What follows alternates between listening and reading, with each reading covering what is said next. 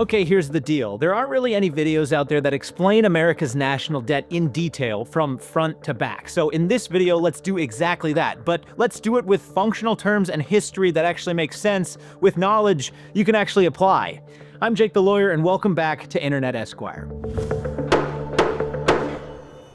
All right, when you think of the national debt, what do you think of? Probably an outrageous amount of money on a graph that goes like that, and a really, really, really big number. 38 with 12 zeros after it, to be exact. That's $38 trillion. The problem is that none of that information gives us a full understanding of what the national debt actually means. And while most of us know the number, it seems like none of us know the value. So what did we buy for this outrageous number, and is it worth it?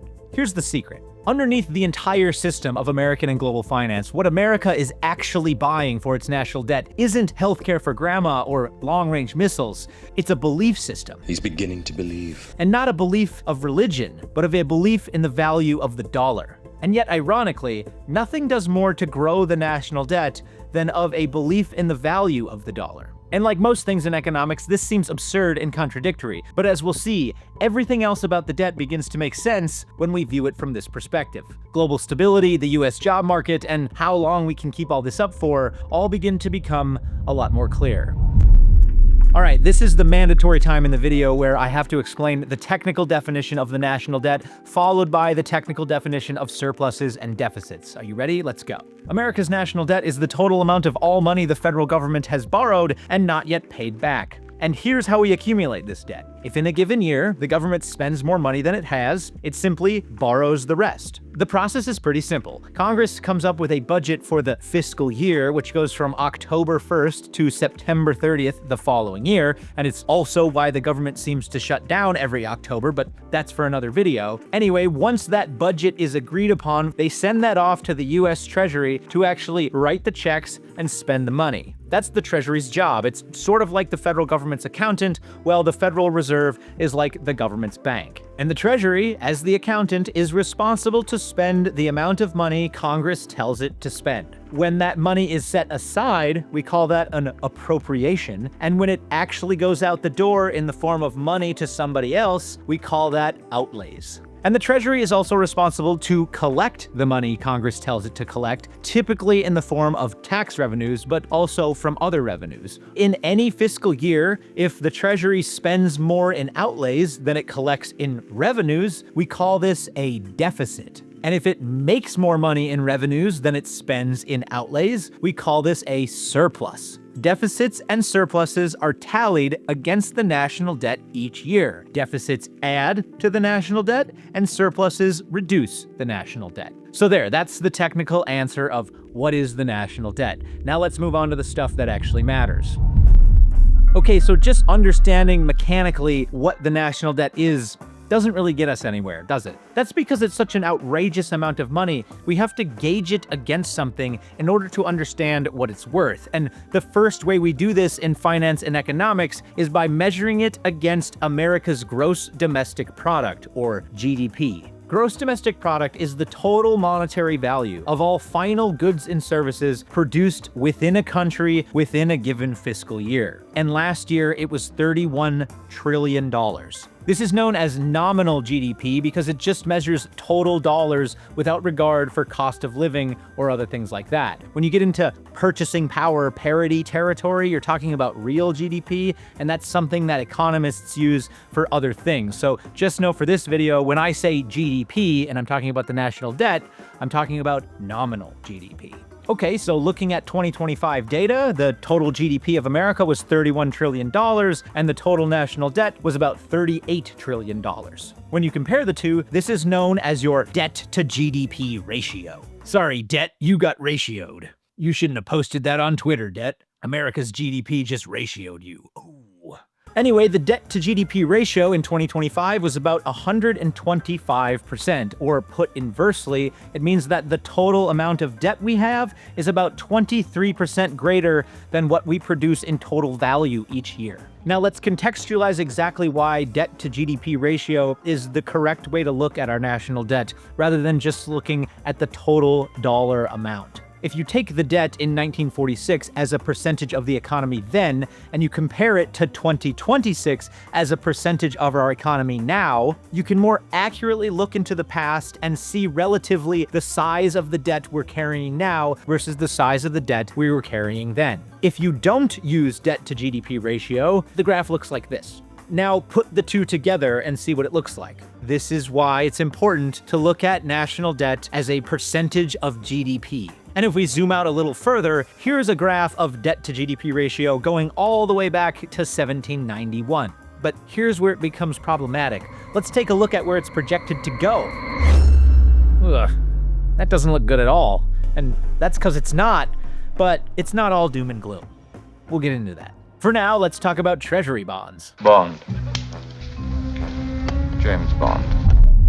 Okay, so remember deficits where we spend more money than we have, so we borrow the rest? Well, this is where the bond market comes in. In the most simple terms, if the Treasury has a deficit and they need to borrow, they do this through what are called Treasury securities. Treasury securities is really just a fancy word for a government loan. It's a government IOU that says, hey, if you give me some money now, John Q. Public, I will pay you interest on the money you give me, and I'll pay you back the full amount later. Treasury securities come in three forms: Treasury bills, Treasury notes, and Treasury bonds. Candy canes, candy corns, and syrup. Treasury bills, or T-bills, are short-term loans that can mature in as little as 1 month or as long as 1 year. And maturity is just a fancy financial word for saying paid back with interest. Basically, you give the government a certain amount of money and they hold it for a certain amount of time, and when they pay you back that principal plus interest, the loan has matured. Treasury notes, or T-notes, are medium-term loans that can go from either 2 to up to 10 years. And Treasury bonds, or T-bonds, are long-term loans that can go anywhere from 20 to 30 years. For notes and bonds, interest is paid every 6 months on the bond for the life that you hold it,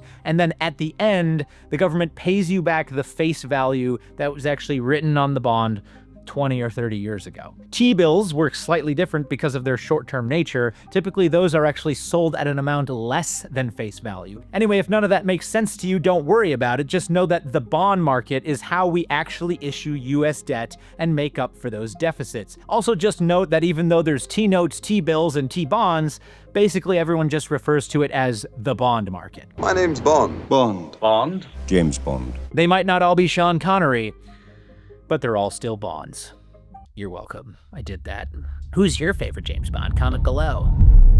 Okay, so all of these bonds are issued in years of deficit, and all of those deficits get added to the national debt. Well, it doesn't take a mathematician to think, okay, well, if the government took out a loan in the form of a bond, well, eventually that bond is going to become due, and the government's going to pay it off, which would mean that we are reducing the national debt every time we pay off a bond, right? Anakin? This is correct in theory, yes, but not in practice. In practice, the Treasury rolls over the bond. It just issues new debt and then takes the money from that new debt and uses it to pay off the old debt. But don't worry, this isn't as common as you think. It's way more common than you think. It happens all the time. In and of itself, it's not like the worst practice in the world. Where it gets really bad is when you have a long period of time with very low interest rates where a bunch of bonds have been issued, and then you hit a wall and interest rates go like this, and all those old bonds start to roll into newer ones with higher interest rates, kind of like exactly what happened after COVID. Oh God, we'll talk about that in a little while. For now, just know bond rollovers is a thing, and oh, it's like a wave. Don't worry, it's coming. Okay, so we've gone over the mechanical nuts and bolts of how the national debt works. Congress overspends, creating deficits. Deficits lead to bond sales. The national debt stack grows. And now, debt-to-GDP ratio is about 123% and expected to grow significantly. Now let's factor in history. How did we get to this point? Did we do something wrong? Your scientists were so preoccupied with whether or not they could, they didn't stop to think if they should. To get down to the real root of it, every nation on Earth has some kind of central banking authority. So for the purposes of this video, we're just gonna call that authority the central bank. Well, within each one of these central banks, you have what are known as reserve assets. In plain English, reserve assets are a country's rainy day fund. They are a safe and reliable value holder that can be quickly traded with other countries for the purposes of commerce, currency exchanges, or for financial stability when things get hairy. When we look at global reserves as an asset class, here's something that most Americans are totally unaware of. The US dollar is the world's primary reserve currency. This means that it is the main foreign currency held by foreign central banks and other financial institutions for the purpose of international trade, exchange, and stability. Now, I can't quite understate this.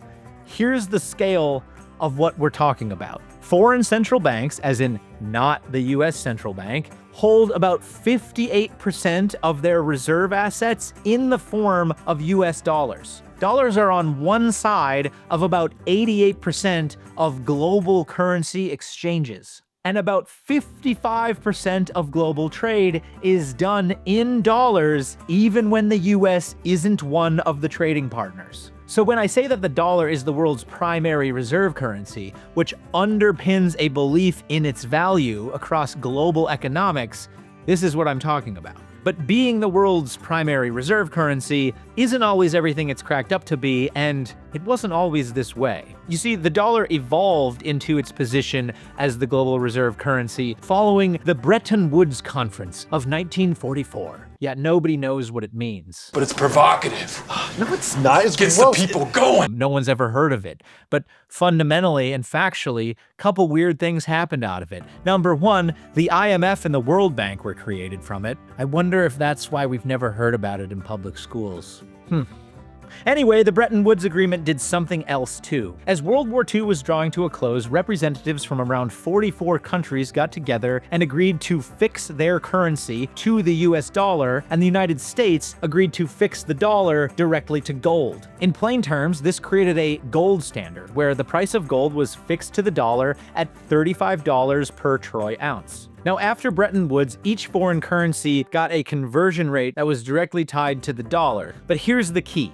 If international markets tried to push a currency away from its conversion to the dollar, that foreign central bank, which controlled that currency, would adjust how many reserve dollars they had, either by buying or selling them, to move the currency exchange rate that they had with the dollar back into place. This, across 44 countries and a lot of the rest of the globe, began to make dollars very, very valuable. In turn, the demand for dollars soared. Not only could they be used to balance exchange rates with international currencies, they were also directly backed by gold. This created the perfect reserve currency environment, and with the right incentives now set down, the dollar eventually overtook the British sterling pound, or the British pound sterling, or however they say things backwards in Europe, as the primary reserve currency for the globe. Take that, Britain. We're at it again. But with all this demand for dollars, a problem emerged. You see, the only entity that can issue US debt is the US Treasury, and the quickest and best way for foreign central banks to hold dollar reserve assets was through the purchasing of US debt. So what were we to do? We issued deficits. Lots of deficits. Guns. Lots of guns.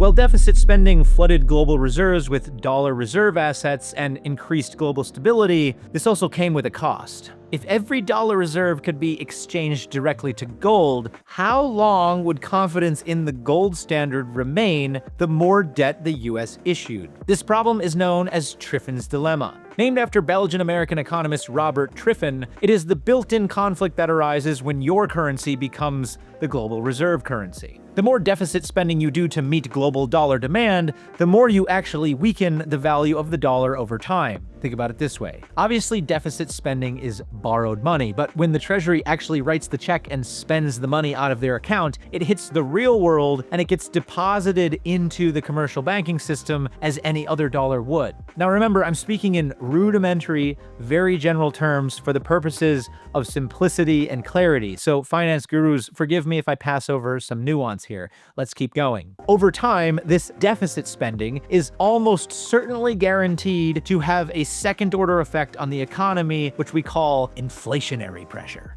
If there is not a real increase in the total amount of goods and services within the economy, you have simply provided more dollars for the same number of things. Prices go up.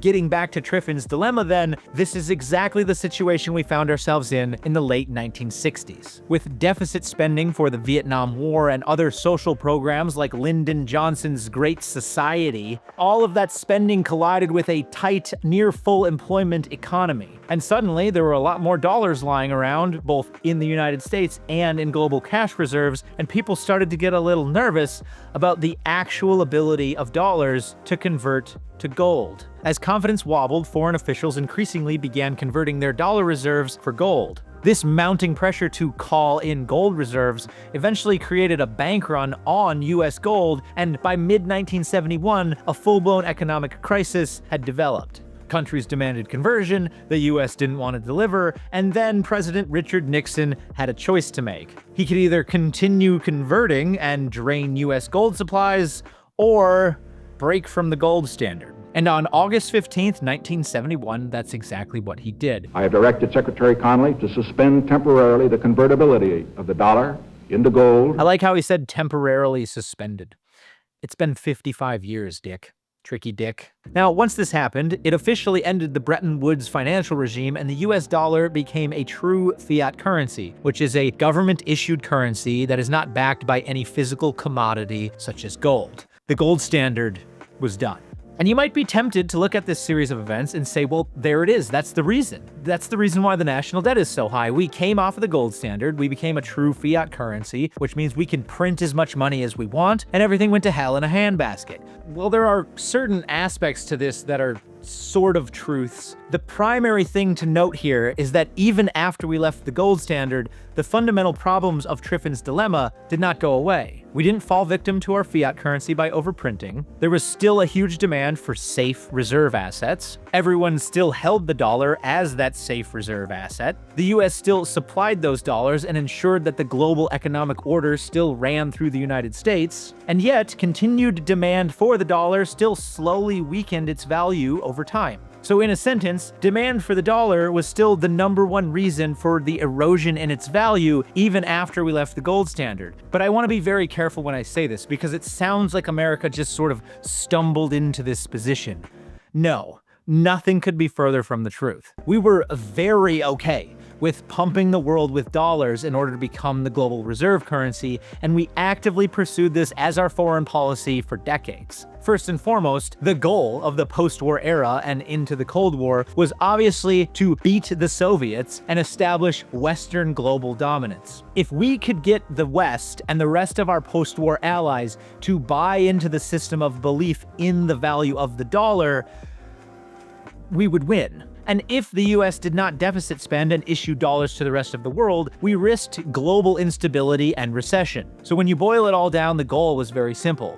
We build up the dollar reserves for other countries, which makes them more prosperous and successful allies, which makes them more able to stand on their own and resist Soviet influence. And look, I'm not going to get into the politics of it. God only knows what would have happened if we didn't do this. But you know what? We don't need to really entertain hypotheticals on this channel. Point is, Triffin's dilemma still remains to this day. Demand for dollars drives more dollars drives down their value. But as long as everything happens very, very slowly, and there's no other better alternative currency, the dollar, and thereby the global economy, never actually collapses. So it just repeats this process over and over and over again. That's how we got here, and the bank who is responsible to ensure that everything goes this way is the Federal Reserve. And when I come back and bust your ass, we're locking David Ershon in the Federal Reserve.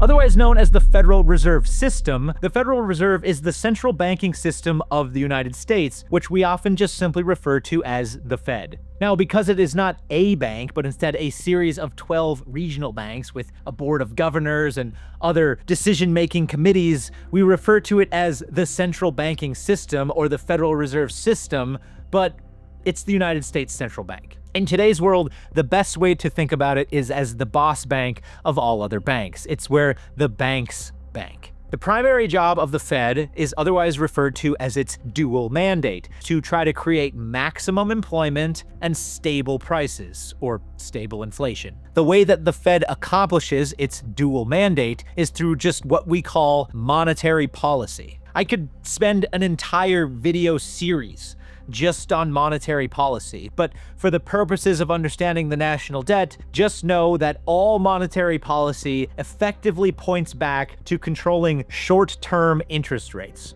The reason for this is because short-term interest rates set the foundation of how expensive it is to borrow money across the rest of the economy. And when you're talking about the national debt, literally the largest debt of them all that's ever been conceived on the face of the earth, how much you pay for debt, well, it sort of matters a lot. Now, before the financial crisis of 2008, the Fed controlled short-term rates with a pretty simple method. In a reserve banking system, commercial banks are required to hold special accounts within the Fed that are known as reserve accounts. Within these reserve accounts is a special kind of money that only the Fed can create that the banks use to settle money they owe to each other. Think of this as sort of the inverse of how we would use deposit accounts to settle money with each other. Here's what happens on the back end. If I owe you $1,000 and I have an account at, say, Chase, and you have an account at, say, Wells Fargo, I'm going to send that money to you from my Chase deposit account, and it's going to land in your Wells Fargo deposit account. Now, on the back end, the way that Chase and Wells Fargo actually settle this with each other is by moving money between their reserve accounts from within inside the reserve system.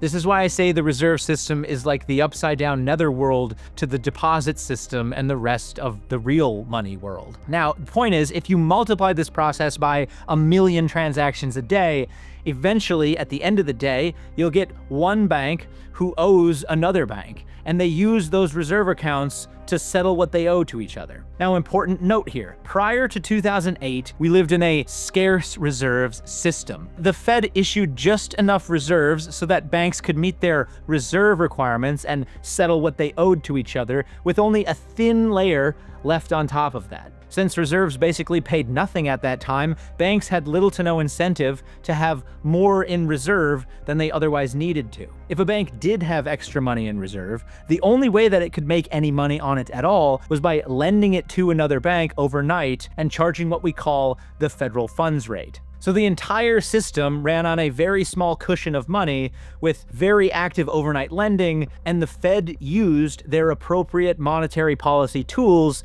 to affect short-term interest rates in that environment. But then 2008 happened. The financial system froze. Bank lending stopped. Banks started collapsing. And looking at this crisis, the Fed said, okay, well, if we try to solve this problem with only the monetary policy tools we have right now, the entire banking system is pretty much going to collapse. So they did something they had never done before. They dropped short-term interest rates to effectively zero or near zero, and they began engaging in what is called quantitative easing, or QE. Now, this sounds fancy, but all quantitative easing really is the Fed creating a bunch of zeros on reserve balance accounts and basically just using that money to buy treasury securities and mortgage-backed securities when no one else wanted them. By becoming the buyer of last resort, the Fed flooded commercial bank reserves with money, and to their credit, this did turn the economy back on and prevent it from completely collapsing.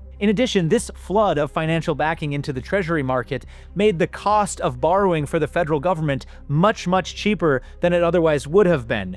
And borrow they did. I mean, basically from 2008 onward, we deficit spent our way out of the Great Recession. But while this was happening, the Fed had to do one more thing it had never done before. They started paying interest on the reserve balances that commercial banks held at the Fed, otherwise known as IORB. And over time, they also added another function called the Overnight Reserve Repo Facility, or ONRRP, which allows non-commercial banks that don't have an account within the Federal Reserve to store their money with the Federal Reserve overnight and earn interest on it for that night. Anyway, if none of that makes sense to you, just take this away. They flooded the reserve market with money, which propped up treasuries, which made borrowing for the US debt way cheaper than it would have otherwise been, and they started paying interest on all the money they flooded the reserve accounts with. And they did all of this for a very simple reason: to meet maximum employment and stable inflation. That's their dual mandate. But all of these maneuvers came with a cost. You see, the Fed was doing this, yes, to try to stabilize things, but in order to stabilize things with these dramatic measures, they effectively had to sacrifice what it could potentially cost to the nation later down the line. And because interest rates were so low for such a long period of time, all of that debt financing didn't really look that bad. Even though we were borrowing a lot, we were doing it very cheaply. For a little while, this worked pretty decently. As 2008 turned into 2018, the Fed stopped quantitative easing and they started quantitative tightening, which is basically rolling all of the bonds and mortgage-backed securities that they bought off of their balance sheet while they slowly bring up interest rates from near zero rates. The problem with this was that it was slow. And while more deficit spending came out of Congress, it wasn't as much as 2009, 2010, and years like that. But as we were sort of slowly, carefully, and tactfully walking away from the financial crisis of 2008 and its consequences, do you remember what happened? 2020 happened. There was a complete shutdown of the entire global economy. I don't know if you remember. Maybe you're like 4 and you're just really smart and you're watching this video. But for the rest of us, hopefully you remember this. It wasn't a big deal. I don't know why you're still talking about COVID, Jake. Get over it. In response to COVID, the Fed once again applied the same techniques that they applied in 2008 in response to that crisis. They dropped interest rates to near zero rates, and they started quantitative easing again. They also flooded short-term markets with money to prop up demand for the dollar and make sure that liquidity was good. Corporate bond markets, short-term business funding, and money markets all got backed up too in order to prevent further runs on the US dollar. So once again, the Fed basically kept everything afloat while Congress turned around and once again tried to deficit spend its way out of the crisis. In a sentence, 2020 was like doubling down on 2008, even though we had not even halfway climbed out of the hole that the Great Recession had made. And in just 2 short years, we spent $5.5 trillion with a capital T on COVID relief. And guess what else was happening at the same time? Oh, all global production shut down. So if you flood the economy with money, and there's not a correlated rise in real economic production of goods and services, you just dump more money into the same amount of things. Wait a minute. Inflation. As everybody remembers, beginning in about late 2021, we started getting increasing rises of inflation month over month. And in response, by March of 2022, the Fed began rising interest rates sharply, but it wasn't fast enough. By the time we hit June of 2022, year-over-year interest had gone up to 9.1%, the highest we had seen in 4 decades. It was at this exact moment that all of the low-cost borrowing that began with the financial crisis of 2008 came home to roost. Do you remember bond rollovers? All right, imagine this. A 13-year period from 2008 to 2021 where we borrow more total dollars than we've ever borrowed before in our history. And we do it at really low interest rates. And then we double down on it in 2020 and we pump a bunch of money into the economy while we also shut down production. Inflation skyrockets. The Fed has to respond in order to meet their dual mandate. The Fed rapidly raised interest rates to levels that nobody had seen in 25 years. All of that debt was rolling over. So what do you think happened to the interest payments that we owed on the national debt? They went up a lot. But wait, that's not all, because when the amount of money you owe on interest from money you've already borrowed begins to spike, you have basically only 2 options. You can let the interest payments on the budget you already set aside eat into other forms of spending, or you can deficit spend even further to not cut into what you've already set aside in other spending. And given the moral fortitude and unshakable commitment to bettering America that all members of Congress share, what do you think they did? Oh, we took the spend even more option? Dang it.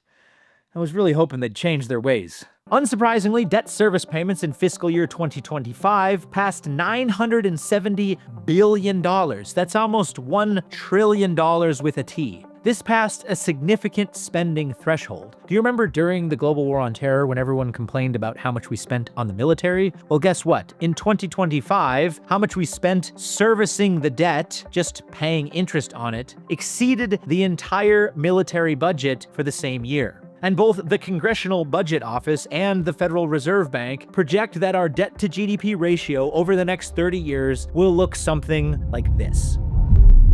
So ladies and gentlemen, this begs the ultimate question. What is all this money going to? We know that dollars stabilize global markets, and that's great and all, but what are we actually spending this money on? Now, this topic alone could fill volumes as well, so I'm gonna keep this pretty overview level here. But in 2024, here's what we spent all this money on. Net interest payments were 13%, we talked about that. Defense spending was also 13%, but a little less than net interest. Non-discretionary spending was 14%, Social Security was 22%, Medicare was 13%, Medicaid was 9%, and other mandatory spending was 17%. Now here's where the conversation gets difficult. Americans love to complain about how high the national debt is and about how something needs to be done about it. What we don't like to admit are all the ways that we have benefited from deficit spending. You see, when global demand for the dollar is constant, this creates a stronger dollar than it otherwise might be relative to other currencies. This has several positive and negative effects. One positive consequence that comes out of it is that it makes imports way cheaper. We love buying stuff from China and other countries. I mean, this is like our #1 favorite thing to do here, but let me ask you a question. When's the last time you bought something in a store and you flipped it over to see where it was made? Just saying.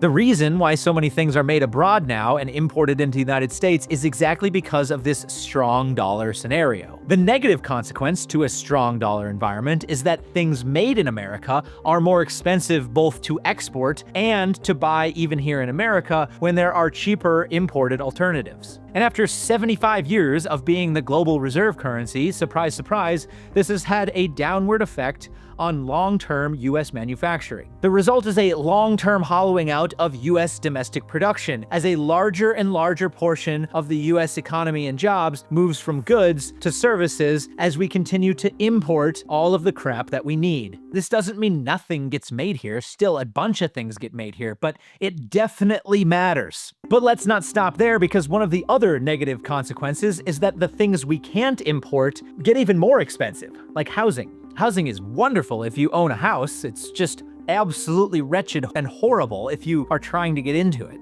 And lastly, nobody likes to complain about how much personal financial assistance they may be getting from the federal government, either in the form of direct assistance or in the form of benefits and subsidies. Looking back at the federal spending chart, everything you see here in blue, that's what we call mandatory entitlement spending, and it makes up over 60% of the total federal budget. Now, it's considered to be mandatory because by law, Congress has already appropriated the money through some previous bill that was already passed. And by law, they're required to keep up spending in order to meet the obligation of whatever the law is. Now here's the kicker. Roughly 1 in 3 Americans, that's over 110 million people, receive some kind of financial assistance from a mandatory entitlement program. And of all mandatory spending, Social Security, Medicare, and Medicaid make up 75% of that spending. So to put this in terms of scale, if the budget for fiscal year 2025 was $7 trillion,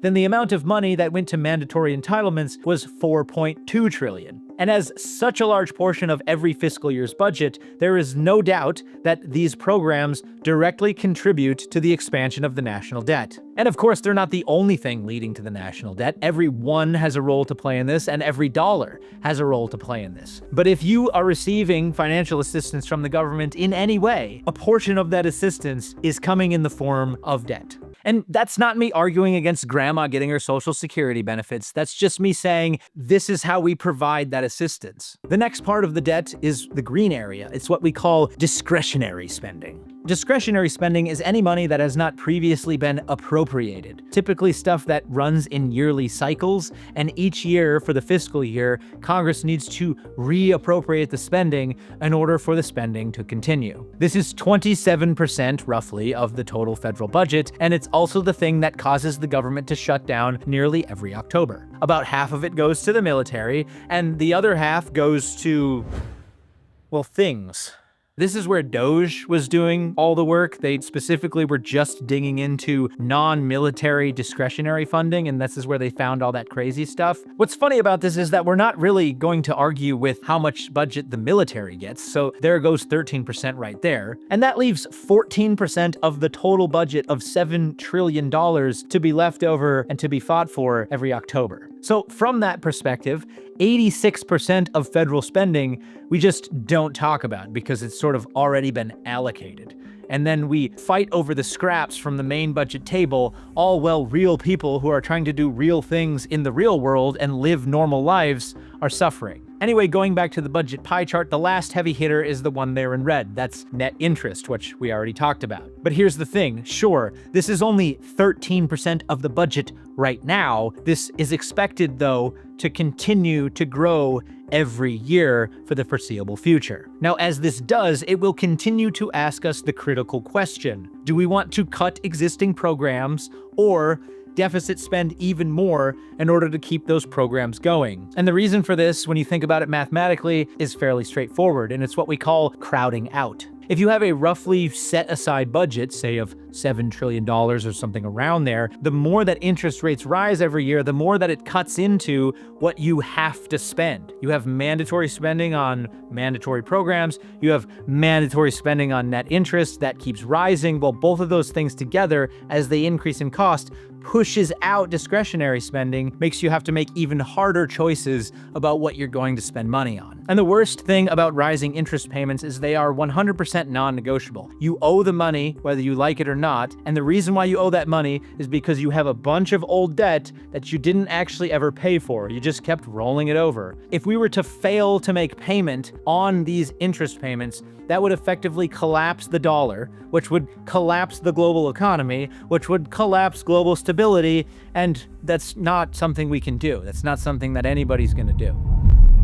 Before we get into the question of what can be done, I want to ask the question, what did we pay for? We paid for the dollar to be the global reserve currency. We paid for the US economy to be the most productive, innovative, and expansive economy the world has ever seen. We paid for recessions instead of depressions, for high-paying service industry jobs, for some form of financial assistance to be given to 1 in 3 Americans, for real estate to be, well, real expensive, or real valuable, depending on if you hold the asset, and for hordes of cheap imported consumer goods, more imported consumer goods of every possible variety and color than you'd ever want to imagine.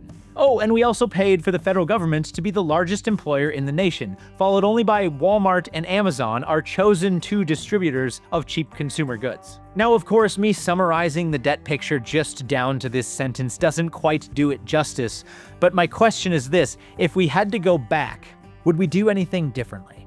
I honestly don't know the answer to that, but here's what I do know. 2008, 2020, and the current debt-to-GDP projections for the next 30 years are serious indicators that adjustments need to be made. And while the ultimate purpose of the national debt isn't necessarily to bring the balance down to zero, having a healthy line of credit to ensure global stability, domestic flourishing, and long-term value in the dollar is, you would say it's important, right?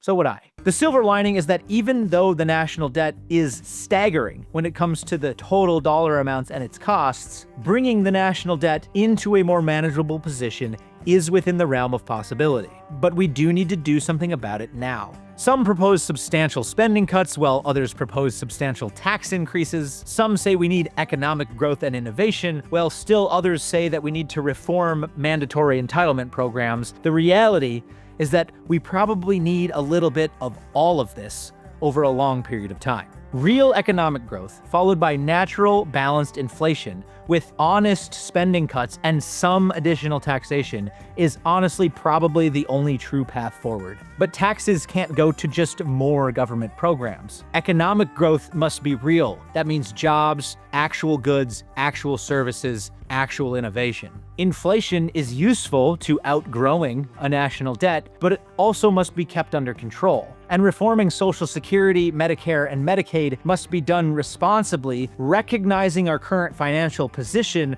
while also not leaving people destitute. Over time, we need all of these actions to bring us closer and closer to a balanced budget, or even perhaps surpluses one day. And if this is done evenly and consistently, it will put long-term reductionary pressure on the global demand for dollars, which encourages a healthy reduction in the dollar's total percentage of global reserves without outright replacing or collapsing its position within the global economy. Admittedly, this is a very thin tightrope to walk over a very wide expanse, but when you look at the full course of human events and how we got here, when was it ever not that? When was it ever easy during the times that actually mattered? So that's it. That's the video. That's the national debt. I hope you learned something. If you have other video topics you'd like to see me explore, please leave a comment below. If you've seen more than one of my videos and you liked it, consider subscribing. It really does help the channel. I'll see you on the next one. Thanks for being here. And, you know, what the hell is this stuff?